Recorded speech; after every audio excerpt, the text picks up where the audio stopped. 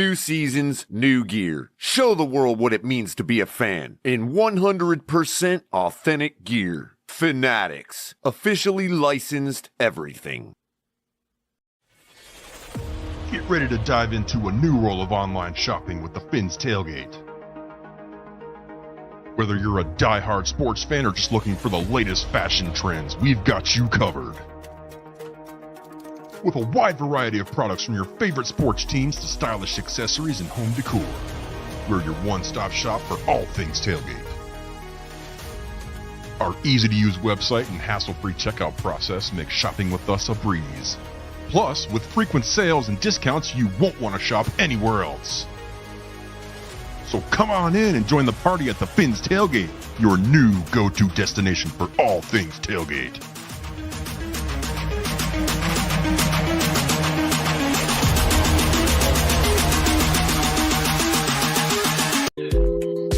What's up, y'all? This is Chef Jew. Looking for a great chef for your next catering party, private party, office party, etc. with welcome watering meals and desserts? Let Chef Jew Catering and Sweet Treats take care of it for you at an affordable price. Call me at 786-804-8096. Also reach me at chefjewcatering@gmail.com. Direct message on Facebook and Instagram at Chef Jew's Catering. Chef Jew's Catering and Sweet Treats. Food with a passion. We do it all. Yo, what's going on, everybody? This is your host, Shake Money. I am back with some more off-season shows. Tales from the Tailgate is going to be the new series that I'm going to be introducing. And this time, it's not about Dolphin fans. It could be fans from different teams, but it's going to be mostly Dolphin fans because this is Dolphin Central Channel anyway. But anyway, we have a Dolphin fan who is a Dolphin legend. He's on. I was inspired by his show, The Fish Tank, to do In the Blender, and he's continuing to inspire me. The one, the only, the great, number one in 81 in your program, number one in our hearts, OJ Simpson. OJ McDuffy. Oh, damn, Shay. I should hang up right now, man. No, I'm sorry. How can you confuse me with that guy, man? I mean, I know I'm named after him, man, but damn, bro. That where you're named after, OJ? Yeah, absolutely. Changed different first names. My grandmother didn't like Orenthal, so she went with Otis, man. But I was definitely named after that clown. Oh, so sorry about that. Hey, listen. Anyway, before we get started, I do got some OJ here. We're gonna make a mimosa. I should have gotten the memo there. I just got a little light beer going in mine. I should have had a mimosa myself, man. Usually in the morning, though, or a Bloody Mary. But yeah, I'm with you on that, bro. By the way, a lot of people do champagne mimosas, and I think that's a waste of money. I'm studying for my wine certification. I'm gonna be starting my channel, Something to Wine About. And one thing I know, in my personal opinion, Cava is Spanish sparkling. It is from Spain. It makes the best mimosas, and the best part, they're mostly under $15. So okay. Cheers to you, man. Cheers, my brother. Cheers. So before we get started, let's, as we always do when I'm here, I got you on. I noticed that the Fish Tank podcast is going live. I remember you first started with 5 Reasons Sports, then you became with the Dolphins. Now you teamed up with Mike Olive and the Miami Dolphins Talk. How's that coming along? It's going very well, man. Mike's been a great partner. The Dolphins were a great partner. Of course, 5 Reasons were a great partner to get us all started off, man. And I just like the fact that, we got a lot of people that love the Dolphins, love to talk about the Dolphins, and people aren't afraid to collab, you know what I mean, and be a part of each other's shows, man. That's what we do here, Shake, man. We show each other love, and hopefully everybody's situation grows. And, Mike's been great about what he's doing. He's been doing it probably about as long as we have. And it makes so much sense with his knowledge and his reach and his, just a fun guy that we're able to go out there and collab with those guys as well. So, moving our podcast along is what it's about, man, growth. And I think this is a great move for growth for us. What made you go live? We weren't allowed to go live pretty much when we were with the Dolphins. We weren't allowed to do much of anything. That's part of the reason we left. It was really, really a lot of red tape. Couldn't talk to players, couldn't really talk much current stuff. And then, we kind of like to talk about what's going on with the team all the time. And so live is what we decided to do, to be able to talk about current events with the team. Because as you know, Shake, this team has got something going on every single week, sometimes every single day. So you can't sit and wait to say something about it. So going live gives an opportunity to react to whatever's happening, like at the current moment. And by the way, shout out to Chad Van Horn, who is a sponsor of the show. And I tell you what, he's not one of those pompous ambulance chasers. He's actually got a soul, and that's right. help people with bankruptcies and things of that nature. So he is definitely a great sponsor to have in your corner. Yeah, Chad's my guy, man. He really is, man. Alvaro Fuentes, he's also a great guy and our other sponsor. Those guys, man, they're not only our friends, but they're great contributors to what we do. And like you said about Chad, man, he's really making, changing people's lives, man, and actually saving people's lives, man, and what he does, man. He's not an ambulance chaser. People come to him left and right. It's not him out there. I know he's out there, promoting and, advertising, things like that. But who doesn't? If you're in the business of what he does, that's what they do, man. And but that's what advertising's for. Think about this: McDonald's is the number one food chain. Coca-Cola is the number one soda, and they still advertise all the time. All the time, man. It's necessary. They don't want to take anybody for granted. Like you think about it. If you stop advertising McDonald's, then Burger King starts inundating, or Wendy's starts flooding the airwaves. The people think that McDonald's might be going out of business like some other businesses are. So I'm with you, man. Keep putting it out there. Keep putting it in people's minds. Have little jingles, have little whatever it might be that people know it comes back to, and it's related to you. So our fish tank stuff, man, it's like, we want to flood the airwaves with our stuff, with our content. And, whether people hear it or not, at least they see it. They see that we're out here working hard. And there's another guy that's on there. I'm going to give him a run for his money when it comes to hair. I can't remember his name right. Savant. Yeah. Savant's got great hair, man. Yeah, he's got great hair, man. I'm jealous of both of you guys, man. You come on and you got all your hair out, man. I put a hat on because I got no hair underneath it. And Savant does the same thing sometimes, man. You guys are always teasing Seth Levin and I about your hair. How much hair you have, bro, and it ain't right. It ain't right. Yeah. But speaking of which, man, listen, I remember last year I had a great weekend with my brother Crypto. Crypto to me Crypto is my OJ to Seth Levitt. You know what I'm saying? I'm Seth Levitt. You'll be the OJ McDuffie. We've gone to back there. I've been to Atlanta. I've been to Carolina, and I've been to Indy. Those are the stadiums. I plan on going to some more. We got to see when the schedule comes out. See how where we could go. And man, we met Richmond Webb, and of course at the game. That's what's up, man. That's what's up. You and Crypto. That's cool stuff, bro. Really but I appreciate you because you called me out and he's like, oh, damn, OJ knows you? I'm like, yeah. Damn right. Damn right, man. And I appreciate that, man. For sure. So, that's how we all right. Now let's talk about the last guest you had on was Eric Izukama.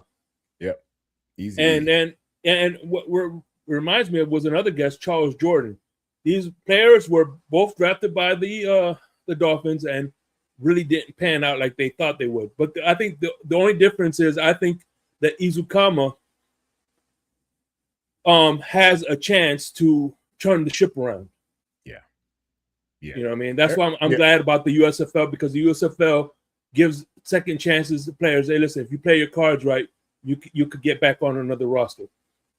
Yeah, well, we actually got Charles in free agency when Jimmy Johnson came in. He was a Raider and a Packer, and then we got him. No, in free Charles agency. Jordan.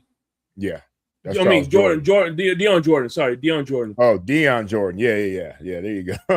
That was the guy that being a first round pick that I was he second or third pick overall. Second pick overall. Yeah, Deion had a tough time. He had a tough time, both on the field, off the field. Miami are a lot of things that contributed to him, and then injuries. Man, once injuries happen, injuries are tough on young guys because the isolation is bad, man.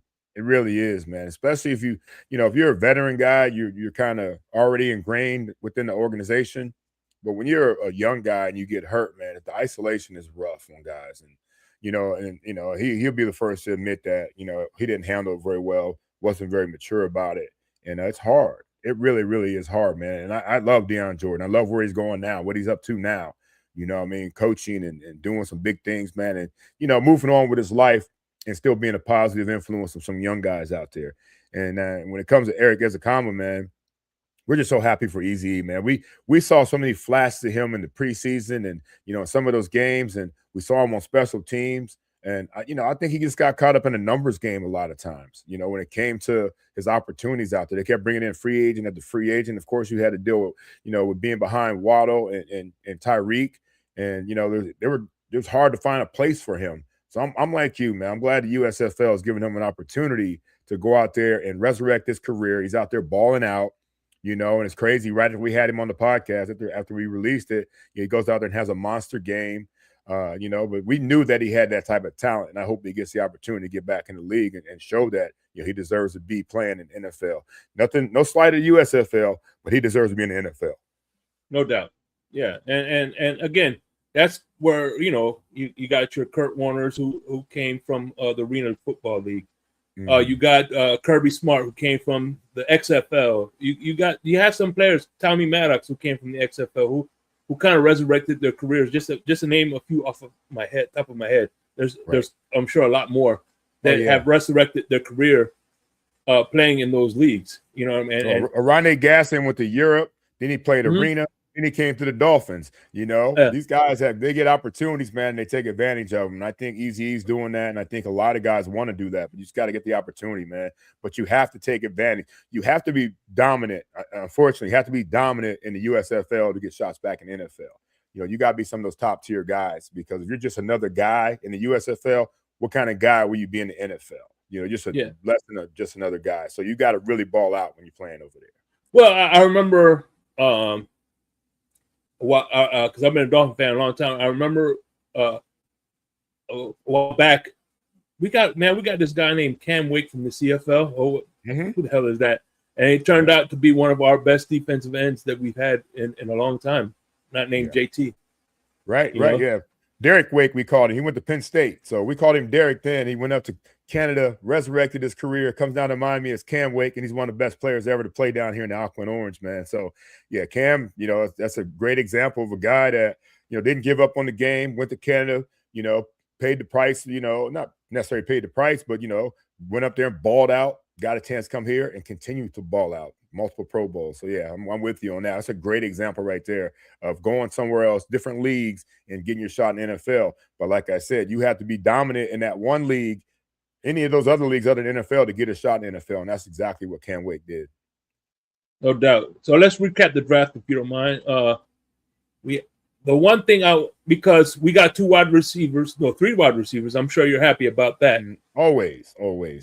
So let me, and it's no secret, because you're part of the Dolphin media now, that everybody pretty much crapped on the Camrick, the Caleb Douglas pick from because they're like we had this player on the board, he wasn't a consensus, how these draft gurus, he wasn't a third, he didn't get a third, he didn't have this kind of grade. Everybody was saying, well, he wasn't on my board to the 5th or 6th round and things of that nature. And the one thing that's hindering him is that he had 7 drops. Now, I'm going to ask you this. How fixable is a drop issues in the NFL? Oh, they're real easy, man. You get so many reps, you get so many opportunities, you get so many, sessions with your quarterbacks, you get so many sessions with the jugs machine, you get so many sessions, period, compared to what you'd get in college. But the more important thing is confidence, man. Most drops are lack of confidence, and bad eyes, you know. First thing I would do always, we did this with a lot of receivers that played for us that, were having some drop issues, would check their eyes, because usually the eyes are the reason you drop passes. And so I think that's no problem whatsoever. Everybody has drops, a lot of them.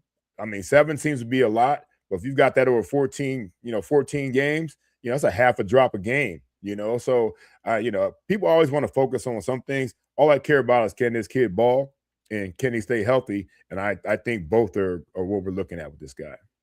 No doubt. And by the way, my Color, who's a member of this channel, he'll be happy because he's always been preaching when a good catcher starts with his eyes. Correct. And I always say this too, Shake. He who's never dropped a pass has never had a pass thrown to him. That is my motto, So I get it, man. I get it. I get the frustration, but hell, I had drops and I thought I had some of the best hands in the game, and those are the ones that haunt me more than anything. Just some of the drops that I had. Hopefully, bottom line is this: you hope there's no big drops. Those are the ones that really come back to haunt you late in the game, 2-minute drive, keeping a drive alive, things like that. Hopefully it's on first down, first quarter, and get it out of the system. We go from there. So let me ask you this. What's the difference between playing someone like Darrelle Revis or somebody off the practice squad on a game? You know what, guys in the practice squad, they're all pretty good. I'm gonna tell you this, and people think just because they're on practice squad they can't play. They don't get an opportunity in the NFL like we just talked about if they're not decent guys. Darrelle Revis is just, he's on a planet all by himself, like a lot of other guys. Revis Island is real. His film study, his physicality, his speed, all those things contribute to his success, and that's why he's the Hall of Famer. So you got to be really, really, really, on your game and really, hone into your craft and get better. I use guys like, say, Michael Jordan. Look at Michael Jordan. He was just a high flyer, dunker, flashy. But what he ended up doing, man, he worked on his mid-range game. He worked on his three-point game. Those guys that work on their craft nonstop are the ones that become successful. So these young guys that are on practice squad, that's what they need to do. And what they really need to do too, Shake, is like when they're going against, like, say, last year, going against a Tyreek or going against a Waddle, go all out, man. You have to. That's where you're getting your best work. That's where you get your best work at against the guys that are the elite. The Tyreeks are the elite. Go all out with those guys, man. And if you can guard those guys, you can guard anybody, man. So practice squad guys just need the reps. Now you get into games now, it's a little tougher because every week you're going against a badass receiver, and it's all different styles. Like Tyreek is fast and quick, but not too big. Now you go against AJ Brown, you're going to go against a big guy that's also fast. It's like, so you just have to be on your game, on your film study, and know, and try to find some tells what these guys do that you can to read, whether they're going to break down, whether they're going deep, whether they're going to run a slant, a dig, whatever it might be. These guys stay on your game and your film study, man. I think that makes these guys successful. So what do you think is so let's say, for instance, you're up against a cornerback that trash talks. Have you ever had a bad game, not because he's physical, but because his trash talking kind of got in your head a little bit and threw you off your game? No, hell no. Trash talk always elevated my game, man, which is hard to imagine. The quiet ones are the ones that are tough, man, because they don't, all they want to do is guard you. They just want to hit you. They don't want to do anything else, man. They don't want to poke the bear for the most part, man. But when they start talking trash, that's when I light up, man. And my whole game changes. Like, I'm trying to, I was always a really good blocker. Now I'm taking my blocking to another level with these guys. And it's going to be about me wanting to hit them instead of me just wanting to catch passes against them. Okay. And that changes everything for me. So most guys didn't talk a lot of trash. Most of them just want to go out there and play ball. But when they did start talking trash, it became all right, it's going to be a long day at the end of the day. Did anyone did anybody stick out to you? Trash as far as trash talking? You know what? It's so funny. I was just hanging out with my man Thomas Smith, who played for Buffalo. We got drafted the same year. And he talked a lot, but I didn't respond. And he actually mentioned that to me, man. He said, I tried to try to talk to you, try to get in your head, and you didn't respond. You know what I mean? I didn't fire back, so it kind of made me a little frustrated, I think, at times, man. But for the most part, most guys go out there and just try to handle their business, man. And usually the guys with the least amount of talent, Shake, those are the ones that talk the most trash. The ones that have it, they don't need to say a word. Just go out there and ball. Who was your toughest defender that you had every Sunday you were like, God damn, I got to go against this guy? Ty Law, man. Ty Law was tough, man. Ty Law was tough. I went up against Deion Sanders a couple of times, but I got zero opportunities there. I knew I wasn't getting any balls. That dude, he was the best cover guy in the game. But Ty Law for sure. Long arms. They played mostly a cover 2 scheme. So, he had a lot of help at times, but man, he's a Hall of Famer for a reason, man. Tough, physical, could run. Smart. Everything about Ty Law was tough for me, man. So it was rough going against that young guy a lot of my career. Aaron Glenn was tough. We played against him a couple of times, shorter, quicker. But, the fact that I was, his size helped me out sometimes against him, but his quickness was tough. And, having Dan Marino, he can fit things into tight windows, and that helped out a lot in those situations. No doubt. So let me ask you, like I said, you're part of the you're in the broadcasting area, so I'm sure you checked out Caleb Douglas a little bit. What is your assessment on the pick as a wide receiver? I only checked out a little bit, man. I really don't get into our guys in college. I only care about what they do when they get the aqua and orange on and go against guys, man. But I think that Caleb Douglas is going to be a solid player for the team. I mean, everybody can talk about whatever they want about, whatever it is. I love his size. I love that, that he's a big receiver. We're so used to little receivers here that it's going to be nice to have a guy that's got great size, that runs well. Things like that are important when it comes to having big guys, at receiver. And, 50-50 balls. Very few guys, you know this, Shake, very few guys in the NFL get wide open in the game. So what are you going to do when you have contested catches and 50-50 balls? I think Caleb Douglas is going to be a guy that can, help us out in the red zone. How many times did we see us throw a fade route to Tyreek, inside the 10, inside the 15, and going in? I mean, there's very little room. Guys don't have to go anywhere. They're not going to be running because Tyreek's fast. They're just going to stay right with him. Now you got a guy like Caleb Douglas, who could be a guy that could give you an opportunity in those 50-50 opportunities with his size being at 6'3 plus. Yeah, because I noticed when Tyreek Hill had his best success, it was on our side of the 50-yard line. Right. And which leads to nice long touchdowns, but when we get the condensed field, it becomes tougher on the smaller guys for us, for sure. And we didn't have, and then we tried doing our tight ends. Got Mike Gesicki, tried all kinds of things, didn't we? Yeah. Yeah, man. So, all right, now, one thing that these Dolphins, the team that stayed with the Miami Dolphins, you could relate to them because you too, in the middle of your career, was a regime change. How did that go? What advice would you give to the players that were on the team that have the coaches from is getting a new coaching staff? What would you tell them? Yeah, that's a great question, man, because starting all over again, Shake, it's like anybody changing jobs. If somebody would go from Kmart to Walmart, it's all like starting all over again. I know the Kmart's not around anymore, but you know what I mean? And so get back on that grind, man. It was hard for guys like myself. Marino was already solidified and staying with the new regime, but a lot of other guys left from there. The Irvin Fryers, the Brian Cox, the Troy Vincents, all those guys, end up leaving out, when the new regime came in. So you got to really show and prove all over again when it comes to a new coaching staff, a new philosophy, and you got to fit what their new schemes are going to be. We all fit the scheme that was already in progress or that was already in place in Miami.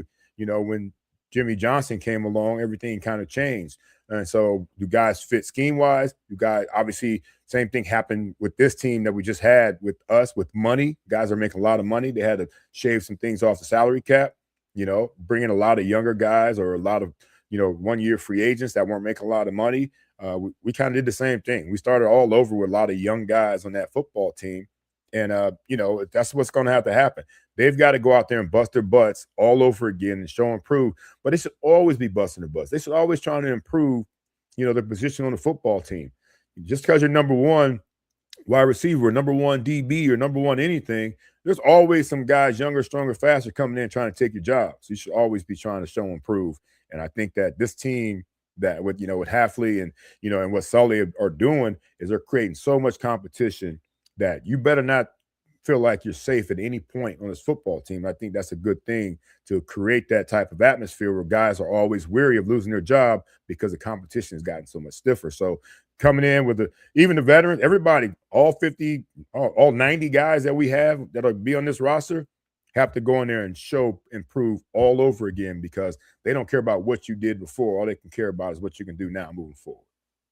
Yeah, and one thing people say is that, hey, listen, Jimmy Johnson, like for instance, they were saying, Jimmy Johnson or this guy didn't draft you, so there's no tie or commitment to you, because you could go to the owner and say, hey, listen, it's not working out, but to be fair, we didn't draft him.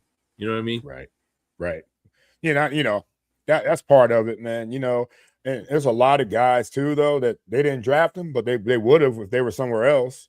You look at this coming from Green Bay doesn't mean that some of the guys on our roster, if Green Bay had a chance to get them, they wouldn't have gotten them. So there's no loyalty when it comes to it, any of that, no matter what. Even a guy that drafted you, even if Shula drafted somebody, that guy's got a chance to get cut next year or the next year, or he might even get cut this year. Even some of our draft, we got 13 draft picks. They drafted all those guys. You think all those guys are going to make the team? Probably not. The law of averages say they won't. So, the only guys that are probably safe are probably, Caden Proctor, probably Chris Johnson. I think Jacob Rodriguez is going to prove that he's safe, So it's like, everybody's got to go out there and show and prove whether they're drafted, undrafted free agent, or guys that were on the team last year. Yeah, and deja vu is another deja vu besides the regime changes. Zach Thomas. Remember, Jimmy Johnson, his first draft, he drafted a linebacker from Texas Tech. That's right. Now, we hope this is 2.0, man. I mean, he's got all the makings to be a Zach Thomas 2.0. I'm not trying to put Hall of Fame pressure on him, but I think this guy is going to be a great leader on the football team. And I think that's one thing that they did. I think, John Eric Sullivan, and I think Hafley, they went out and got a lot of really good leaders, man. And if you got a bunch of good leaders in your football team, you're going to be successful. You really are going to be successful. And I think that's the whole point. I like to draft a lot of captains, Shake. If guys were captains on their team, that tells me that their team count on their leadership, the coaches count on their leadership, and that means at some point the Dolphins are going to count on their leadership, man. And so I like that situation, man. So I'm with you, man. If Jacob Rodriguez can be anywhere close to what Zach Thomas was, he's going to be one hell of a football player in the NFL. So when you met Zach Thomas for the first time, what was your first impressions of him when you first met him? Nobody knew who he was. So I met Zach. I didn't meet Zach, but I had seen Zach. He played against Penn State senior year, and dude had about 22, 23 tackles against us. And so he made, like, Walter Camp. He made all these All-Americans. So I was at an All-American banquet, and he came up and introduced himself. I said, I know who you are. I mean, you try to beat us by yourself, bro. And then when we drafted him, I'm like, that's that guy. That's that dog that you want on your football team right there, man. So when I first met Zach, man, it didn't matter about size or anything else or where he played. I knew that dude could ball. And I think that's what the regime loves about dudes that just ball, man. Size, numbers, as Jason Taylor calls it, the underwear Olympics at the combine. That means nothing right here. If you can go out there and ball, and the film says you can ball, you're going to have a great opportunity to be successful. And that's what Zach was. Zach could ball. And hell, I didn't care where he went, how big he was. That dude could ball, and look where he's at right now. Well, the perfect example is I've been to a Heat game, and we showed up early, and before the game got started, all the players got out there, and every basketball player were jumping around, and they didn't miss a shot. You know what I mean? While they were out warming up, they didn't miss a shot. Every shot went in, but the second they went against competition, the baskets weren't falling in so easy. And then that's how it is with the wide receiver. A wide receiver could run routes instinctively and catch balls from the jugs machine, but until you have like a Darrelle Revis or somebody that's guarding you, And that's where the rubber meets the road. That's when you know you have a good wide receiver or not. Absolutely. And that's what I'm talking about, the competition. I want the competition on both sides. I used to love like one-on-ones. Like you go out there and run one-on-ones with guys, that's when you get better at everything you do, And so, yeah, it's easy to run routes on air. It's easy on 7-on-7 without a pass rush. It's easy to catch from the jugs machines. But when you get an opportunity to go out there and you got to face adversity, when you get pushed off your path a little bit, when you got a contested catch, when you've got guys about to hit you, it becomes a whole different ball game. And so, that's where the best rise. That's when they show up in those opportunities right there. So, yeah, I like the fact that competition is going to create a lot of opportunities for guys, but guys have to embrace competition. And we got guys that went to Texas Tech. They made a national championship run. Guys that went to Texas, they were supposed to be in the mix. Guy that went to Alabama. We got guys from all over the country that play some big time football. It's going to get elevated now with some big time competition because there's guys that went to Jacksonville State or whatever it might have been that are going to be in the NFL, and they're there for a reason. That's because they can ball. No doubt. And let's clear for the audience. What are some things that a wide receiver is coachable versus you either have it or you don't? Speed is one. If you don't have speed, you won't have that. If you don't size, have obviously size, you can't do size. You can't do toughness, man. You're either tough or you're not. You can act like you're tough, and then when the moment comes, you shrink. Those are different things that you can. But and then heart. Bottom line is, man, do you have heart, man? And do you have a love for this game? I think that's what Halfley and Sullivan talked about a lot too. Do you love this game? I know half my team every single year, Shake, didn't love the game. They loved the fame, they loved the money, but they didn't love the game. And I think that's a big determining factor in how good you can be. Yeah. And speaking of, right, was there ever a moment, and you don't have to say who, but was there ever a moment where you like, they drafted this guy, God damn it, now he's got to be my teammate, or a player that you wish they would have drafted, and you're like, damn it, or is that just a fan thing? Yeah, I think it's a fan thing. It really is. It's definitely a fan thing. And like even this draft right here, I didn't have any dogs in this fight. I wasn't saying we should draft this guy or that guy. I know people are upset about certain draft picks. They're upset about the Caden Proctor pick. They're upset about the the Douglas pick, because they wanted other guys. I don't care. I really don't care. I don't watch enough college football individually like that. I watch every single Penn State game. I watch all the games probably in the playoffs. But all I care about is, when they get here, are they going to work hard and can they play? So yeah, I didn't, I wasn't root for anybody to get drafted by the team. I didn't really care if anybody got drafted by the team. All I care about is they go out and get the right guys for the team that fit their scheme and fit the mindset they want in that locker room. So, by the way, Bryson says, thanks for coming on.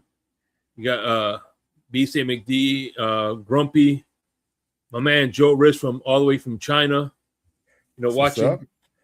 What time is it in China right now, man? I got to look at the math on that. I might ask Alexa what time it is in China. Yeah, I'm sure it's like 8 hours or something like that. Oh, I think it's more than that. Because I know Vietnam is 8 hour difference. Oh, is it? Okay. Because he was in Vietnam not too long ago. Damn. Yeah, World traveler. Yeah. Oh, okay. But yeah, either way. So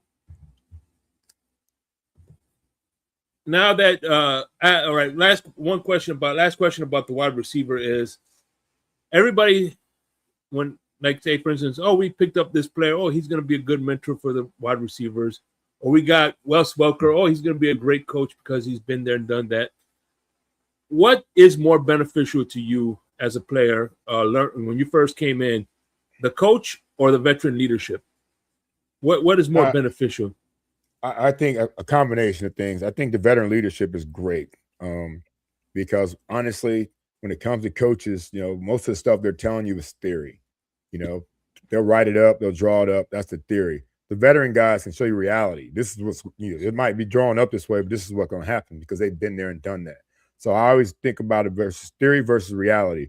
And I've had some coaches that never play wide receiver, especially at the NFL level. And that makes it tough for them to tell me what's going to be real out there once the bullets start flying.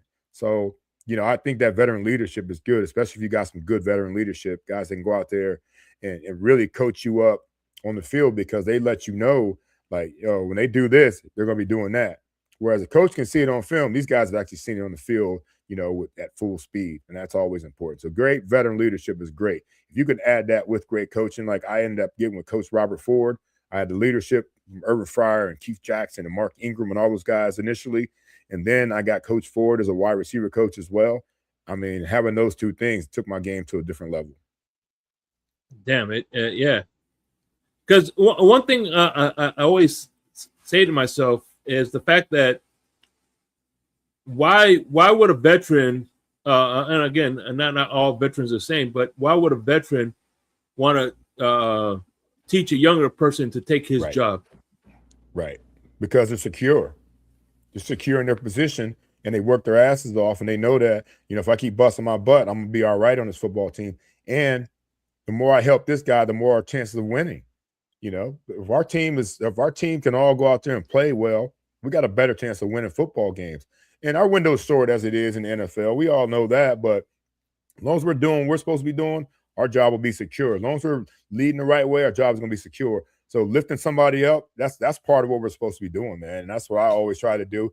There's always somebody younger, stronger, faster trying to come in and take your job. I know they tried to replace me multiple times, in the Miami Dolphins, but I just kept doing my thing and they couldn't. So that's part of it. Injury took me out of the game. I probably had another 2 or 3 years left. If I, just doing what I was doing.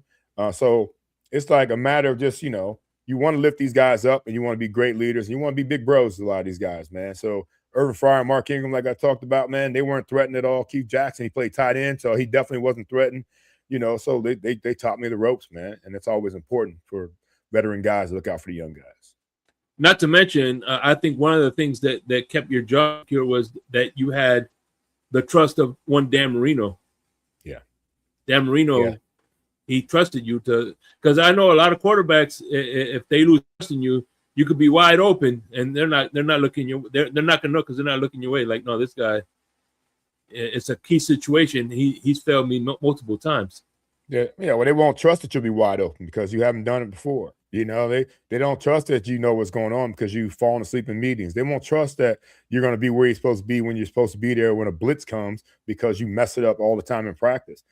Those are the things that gain that trust with me and Danny. Danny knows or knew that I was going to be where I'm supposed to be when I'm supposed to be there, knew that I wasn't going to get him hit on a blitz break off that I missed and he gets blindsided. Danny knew all those different things, man, and that's part of it. Part of film study, part of, practice, part of the walkthroughs, part of everything you do to have you ready for game day so that you get that trust from a guy like Dan Marino when he might not trust all the receivers in our core. So the first year you guys went 9-7, right? And again, we're sticking to the new regime. We went 9-7. I know you guys weren't expecting to be a playoff team because, this is because of what Jimmy Johnson did as far as taking out a bunch of the old players, adding a bunch of new guys in, right? Young players. What was your expectations in that year, going into that year? Are you talking about the first year Jimmy took over? Yeah. Always had high expectations for our football team down here. We've always been a talented team. The year before I got here, the team went to the AFC Championship game and lost to Buffalo. Come back the following year, we start off, I want to say 9-2, missed the playoffs because we lost our last 5 games. And then from then on it was playoffs. So we just kept going to the playoffs, never getting as high as we wanted to in the playoffs or go as deep as we wanted to. But we knew we were always a team that was going to be talented enough to go out there and win some football games and should have had an opportunity to win some Super Bowls. Every single year, the expectations are high. Even this team that's coming in for the Miami Dolphins now, they should have high expectations. I know we're a young team. I know we got a lot of young draft picks. I know it's a new regime. But hell, man, we've seen other teams do it. We see Jacksonville make a turnaround. We saw Houston make a turnaround. Saw, Seattle make a turnaround. It's possible in the NFL. Patriots making a turnaround. Patriots got it right at quarterback, So it's possible out there. The NFL is a lot easier to turn it around than most other leagues, in my opinion. That's what's up, man. And I'm asking you because, again, this is kind of a deja vu moment because, again, how fans think and how players think are two different things. Because, you want to win as many games as you want versus a fan, they want you to lose so you get the higher pick. It's ridiculous. Yeah. And so you guys, let me ask you, did you guys think that in your heart of hearts, when you start that 1997 or 96 season with Zach Thomas as a rookie, did you think playoffs, Super Bowl, or something like that? Or you just like, or we're just going to compete? No, I was excited about it. I was excited about Jimmy Johnson coming. If we didn't have the great Don Shula anymore, at least we had Jimmy Johnson, which I think half the league wanted. So I was excited about the opportunity. We'd seen he'd been successful in Miami. We saw he was successful, in Dallas. So we was hoping he'd bring that success to us immediately. And we had some parts that could have made it successful for us. We just didn't get it done. So yeah, I had high hopes on that football team. I really did. And so we had enough good parts and good players to really, really be competitive. Our DBs were all there, between, you talk about bringing in Zach, JT and those guys were, Daryl Gardner, Tim Bowens, we were solid. We were a solid football team at that point, and we had built a defense that was built to win football games. And when you have that, as you know nowadays, that's a recipe for success when it comes to these teams now. Now teams have great defenses and have some run game, We were built more to pass. We didn't run the ball well. We had a great defense, but everything just wasn't clicking. And that's why we weren't successful enough back then. So, yeah, I thought every year that we were there, I thought we had a really good chance because our defense was getting better and better and wiser, and offense was just stagnant. And that's why we didn't win games that we should have. No doubt, man. So, last but not least, I want to do, I always do like little segments with you. You know how we do. This segment is called the AFC East, the Division Poach. Okay? When you were playing, you could poach one player from each division rivalry. Who would it be and why? Wow, that's a great question. All right, so I would take Ty Law from New England because I hated going against him. I'd rather he'd be on my team than on the opposing team. Oh, and trust me, and practices will be fun. Practices will be a lot better. Yeah, exactly. Iron sharpens iron, right? So I would take Ty Law. I would probably take opposite me because this is when the Colts were in our division. I'd probably take Edgerrin James as my running back. Keep him, away from running up and down the field on us. And plus, he's play for the U down here. The Jets, I don't want any of the stinking Jets on my football team. Not a one. Would I have wanted on my football team? Hey, I tell you what, take Jason Taylor. No, just playing. Remember Jason Taylor? Right. But yeah, I'll leave the Jets out. And if I could have anybody on Buffalo, it'd be Bruce Smith. I'd love to have him on our team. Look at I got you see I'm picking all Hall of Famers, man. And this was before they were Hall of Famers. So I knew they were great then when we played against them. That's what's up, man. And all right. And last poach, you had to poach a coach when you were playing from the division. To play. Man. Well, in hindsight, you probably want Bill Belichick on your side, right? I think it was Bill Parcells back then most of the time, but I think if Belichick was there, yeah, we put him in there, after Shula and let him learn. I know he had some rough starts, and tough time in Cleveland and things like that, man, but he figured it out. So obviously he knows what's going on. That's what's up, man. And all right. Lastly, wide receivers. What team out of all the Bills, or say the Bills and the New England, because you don't want the Jets, what wide receiver would you pair with? Which wide receiver would I pair with? They already said Harrison. Let's go with I love Andre Reed. That's one of my favorite dudes out there. He used to give me nightmares, man. Nightmares, man. So let's go with Dre Reed. That'd be a good one. And for the Patriots? They act like they didn't have any good receivers back then, and it probably didn't. Deion Branch was good.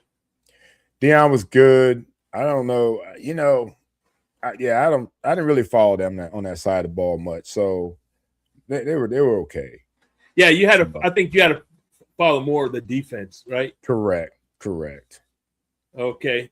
So again, I appreciate you for coming on here. And we, of course, this time I have a better 2-minute warning.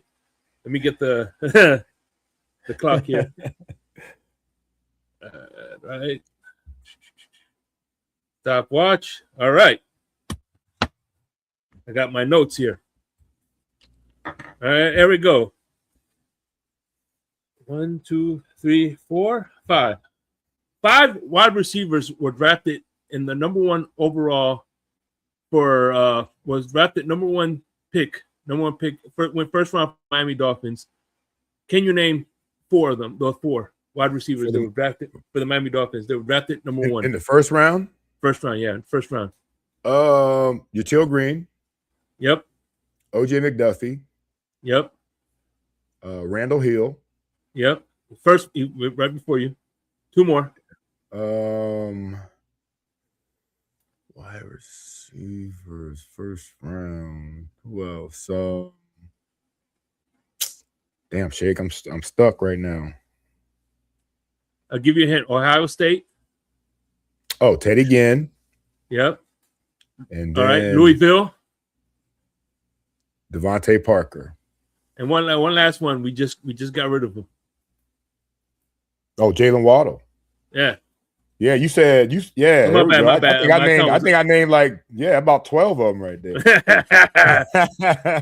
All right, and all right now, 13 players, right, were drafted. Miami Dolphins drafted 13 players from Penn State, right? And look, I know I'm not gonna make it that difficult. Just name me the players that were drafted after you. There was 3 players drafted after you. Can you name them? After me from Penn State, like in the drafted period? Yeah. Okay. 3 players after you that were drafted. Jared Odrick. Yep. Oh man. Tight end. Mike Gesicki. Yep, and last one was the first round draft defense. Robinson. Chop Robinson. All right. That was 2 minutes. Well, 2 minutes and 21 seconds. I was sweating there, bro. Oh man, but hey, man. I tell you what, that's a fun segment that you guys do on the Fish Tank. Yeah, appreciate Who came up with that? Seth's our brains, man. He really is, bro. And I tweak a couple things, man, but most of the brain power, he's so smart and he's so forward thinking, man, that it's like, yeah.